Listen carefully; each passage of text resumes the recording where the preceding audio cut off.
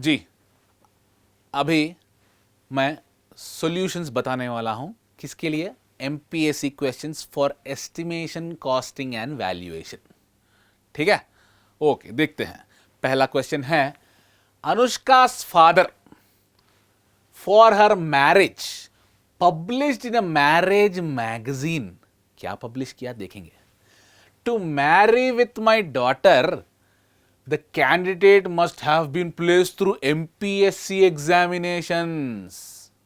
ठीक है, ये आदमी कह रहा है कि मेरे बच्ची को शादी करने के लिए आपने जो भी है वो आदमी MPSC एग्जामिनेशन में क्वालिफाई होके रहना पड़ेगा। ये दिया था एक पिताजी ने उसके बच्ची को शादी करने के लिए। तो अर्थार्थ देखिए, स्पेसिफिकेशन और tender, is it called a contract या कुछ भी नहीं। उसने क्या दिया था वहां पे? It is nothing but clearly a specification. It is nothing but clearly a specification. Is given a specification over there. क्या स्पेसिफिकेशन दिया? मेरी बेटी से शादी करने के लिए आपको एमपीएससी एग्जामिनेशन में क्वालिफाई रहना पड़ेगा। यही है, वेरी सिंपल आंसर। ठीक है, ओके। अगला वाला प्रश्न, same type of work under different conditions and nature shall be measured. ठीक है, सेम टाइप ऑफ वर्क, एक ही तरह का काम, मगर the nature and conditions are different.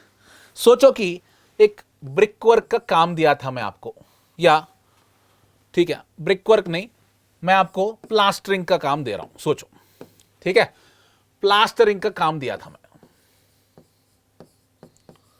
Plastering का काम में इंटरनल प्लास्टरिंग रहेगा और एक्सटर्नल प्लास्टरिंग रहेगा। दोनों प्लास्टरिंग ही है, दोनों प्लास्टरिंग है, मगर two are different items of works ना। ठीक है ना, समझ में आया? दोनों डिफरेंट टाइप्स ऑफ वर्क्स है। ठीक है, दोनों डिफरेंट टाइप्स ऑफ वर्क्स। देखो, same type of work under conditions are different, under which conditions are different and nature is different. तो अर्थार्थ होगा क्या देखेंगे पहले। Under the same item, no. Separate under same item, no. Separately under separate item, समझ में आया? Separately under separate item, option is C. None of the above ठीक हो ही नहीं सकता। तो ये गलत है और ये भी गलत है। Option is C, separately under separate item. ये एक आइटम ऑफ वर्क है, ये एक आइटम ऑफ वर्क है। समझ में आया ना? ठीक है, ओके।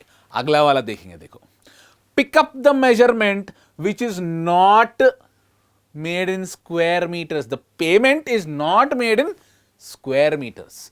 क्या है देखेंगे। देखो, टिम्बरिंग और planking and strutting for protecting side trenches. अभी देखो, ये एक ट्रेंच है, ठीक है, ये एक ट्रेंच है।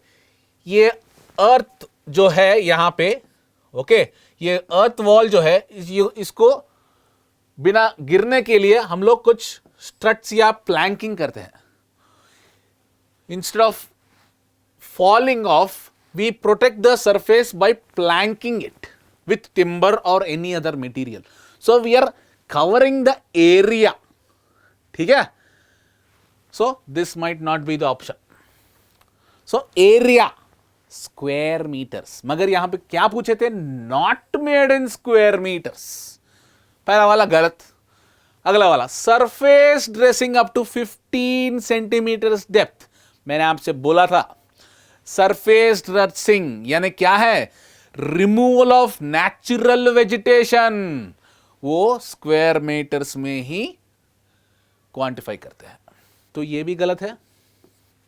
अगला वाला देखेंगे, surface excavation up to 30 centimetre, surface excavation, ऊपरी हिस्सा का एक्सकवेट करना, उसे भी हम लोग मीटर स्क्वायर में ही लेते हैं, ये भी गलत है।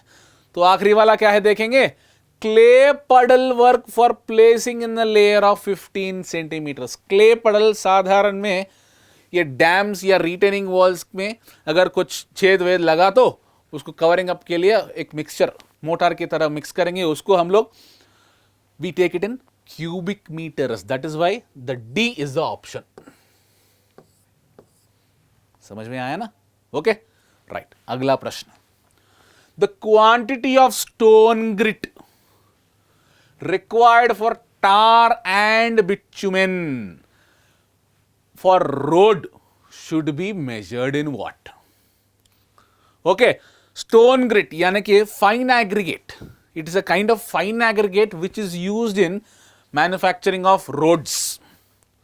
जब रोड बनाते वक्त हम लोग स्टोन ग्रिट का एक kind of material which is nothing but in the form of fine aggregate, okay, उसे हम लोग cubic metre per square metre के हिसाब से लेंगे। तो answer is A, we take it in the form of cubic metre per square metre. Per square metre यानी road हम लोग अभी रोड इतना किलोमीटर तक लेंगे, okay, length is specified and the width is specified, so both are in only 2 units, right? 2 unit है तो square metres, ठीक है। क्यूबिक मीटर हम लोग कैसे तो भी फाइन एग्रीगेट भी क्यूबिक मीटर्स में ही लेते हैं, that's why cubic metre per square metre, ठीक है। ओके, अगला प्रश्न, if a large piece of land is required to be divided into plots after providing roads, parks, etc. Which kind of valuation is required? Easy one. देखिए, अगर if it is a large piece of land where already, अगर अभी देखो municipality आपको एक venture की तरह बनाएगा, वेंचर में पूरा प्लॉट्स बना के रोड बना देती है, हाँ या नहीं, जहाँ पे पार्क आएगा तो यहाँ पे ये पूरे रोड्स है, कॉलोनी बनेगा, ऐसा कुछ बोल के और एक प्लॉट्स भी बना देगा, ठीक है, स्टोन्स लगा के पूरा एक बड़ा वेंचर की तरह बना देगा रोड्स के साथ। और जहाँ पे अगर वो वेंचर के लिए पार्क यहाँ पे आ रहा है, ये पूरा लोकेट कर देगा। So nothing but development method of valuation is used for this kind of valuation, okay. Development method of valuation is used for what? For a large piece of land is required to be divided into plots after providing roads and parks, ठीक है। Okay right, अगला प्रश्न देखिए, revised estimate is prepared when it is prepared। मैंने बोला था, कब बोला था ये एग्जाम्पल, अभी देखो, मैंने बोला था टेक्निकल सैंक्शन और एडमिनिस्ट्रेटिव सैंक्शन, या टेक्निकल अप्रूवल या एडमिनिस्ट्रेटिव अप्रूवल, वहां पे ओरिजिनल एस्टिमेट यानी क्या है, डिटेल्ड एस्टिमेट, वहां पे अगर 5% का वेरिएशन आया तो we have to prepare a revised estimate. समझ में आया? तो देखो पहला वाला देखो, ओरिजिनल सैंक्शन एस्टिमेट एक्सीड्स 10%। 10% किस लिए? अप्रोक्सीमेट एस्टिमेट के लिए, ठीक है। अप्रोक्सीमेट एस्टिमेट के लिए 10% चाहिए, डिटेल्ड एस्टिमेट के लिए 5% चाहिए। This is what the answer, ठीक है। So original sanction estimate exceeds up to 5%, D is the answer. ये गलत है और ये भी गलत है, तो ये कंप्लीटली गलत है, ठीक है। ओरिजिनल सैंक्शन बोले तो डिटेल्ड एस्टिमेट, समझे बात को? तो गौर से देखना, original sanction estimate exceeds 5%, then revised estimate is required, okay, ठीक है। अगला प्रश्न, which document does not contain engineering contract documents? Which does not contain, भाई नीचे से आएंगे देखो, Schedule B. Schedule B is nothing but BOQ, which is attached with the contract documents, bill of quantities. Okay? यहां पे तो रहना ही पड़ेगा कॉन्ट्रैक्ट डॉक्यूमेंट्स को. गलत. स्पेसिफिकेशंस. स्पेसिफिकेशंस रहना है, कॉन्ट्रैक्ट को समझना है ना, तो कॉन्ट्रैक्ट डॉक्यूमेंट्स में देयर शुड बी स्पेसिफिकेशंस. तो ये भी गलत है. क्वेश्चन देखे, not containing engineering contract documents, not containing. Tender notice, contract documents में ही टेंडर नोटिस रहेगा, तो ये भी गलत है. तो आखिरी में security deposit is only left out option. Okay, this is correct, but why? What is meant by security deposit? एक 10% का जो पैसा है वो क्लाइंट अपने पास रख लेगा. किस लिए? एक मॉनसून के बाद स्ट्रक्चर ठीक है, ये guarantee, this is nothing but a guarantee amount for the structure. Guarantee amount for the structure, so that the structure may not lead to any kind of defects. उसके लिए 10% रख लेते. That is nothing but called as security deposit. So what is a security deposit? Receipt. Receipt क्या है? एक acknowledgement की तरह है, just a paper. So this does not contain any engineering contract document. तो answer is B. ठीक है, अगला वाला देखेंगे. Which are the main sources from which information regarding specifications of civil engineering works can be obtained? कहां से मिल सकते हैं? कॉन्ट्रैक्ट ड्राइंग्स में से मिल सकते हैं. जी हां, we can get from this. Previous specifications, जी हां, completely we'll get from the previous specifications also. What we'll get? Regarding the information about the specifications.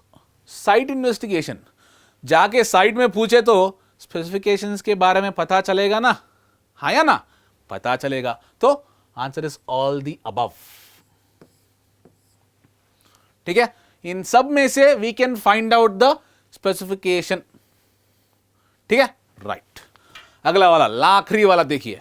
The coefficient of annual sinking fund. ये formula मैंने बोला था, sinking fund के formula क्या है वो? Directly answer, आंखें बंद करके ये आंसर होगा. IC is nothing but I by 1 plus I power n minus 1. Annuity बोला था ना मैं, सिंकिंग फंड में एन्युटी मिलेगा. क्या है? Nothing but I by 1 plus I to the power n minus 1. ठीक है, these are the solutions for your MPSC exams for estimation, costing and valuation. Okay.